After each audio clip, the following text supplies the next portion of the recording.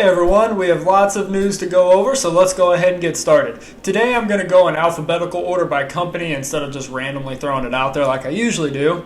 So first up, Apple. They are tweaking the way MacBooks charge to extend battery lifespan. This will be coming in the next Catalina update, 10.15.5. The idea is to not charge the battery fully during certain instances. When the battery gets fully charged, it can put a strain on the battery and rapidly reduce its long-term longevity. So 100% may no longer mean 100% of what the battery could charge, but actually 100% of what the battery should take in that moment. This will be determined by using the MacBook's on-device history of charging and battery temperature to determine how this feature will work. So basically it's customized to each individual MacBook. Apple is also starting to reopen some retail stores. For now, first up, it's going to be South Korea. Apple had closed all stores in China, then Italy, and then worldwide due to the coronavirus. They then reopened mainland China stores while keeping all other locations closed until this South Korea store that's about to open.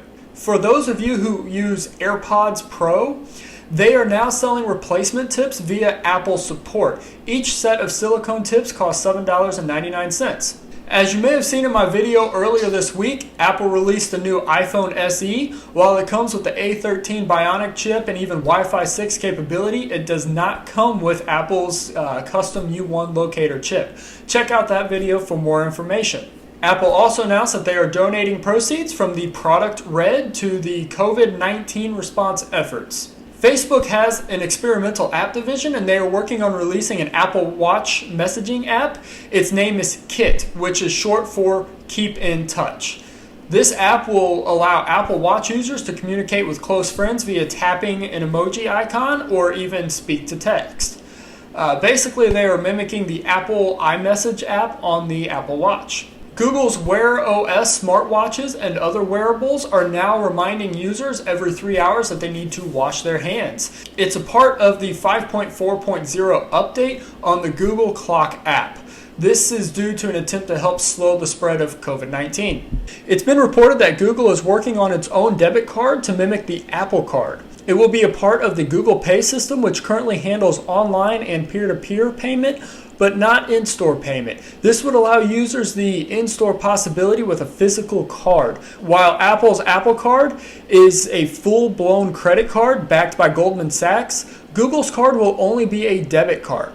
If you are a Google Chromebook user, you should know that Google is replacing some of the Android apps on the Chromebooks with what they call Progressive Web Apps, or PWAs for short. PWAs are web pages that are given the look and feel of real apps, and they're even sometimes faster and more functional, so it's not necessarily a bad thing, so be on the look for those changes. While NASCAR is not tech per se, an incident occurred that you should highly consider. When you are around people, know your audience. When you are live streaming, know that your actions do have real world consequences. Kyle Larson, a NASCAR driver, was fired from his team and dropped by his sponsors after he said a racial slur while participating in a racing stream last weekend. Apparently, he was trying to communicate privately with a friend, but was actually on a public driver's channel when he let the slur slip.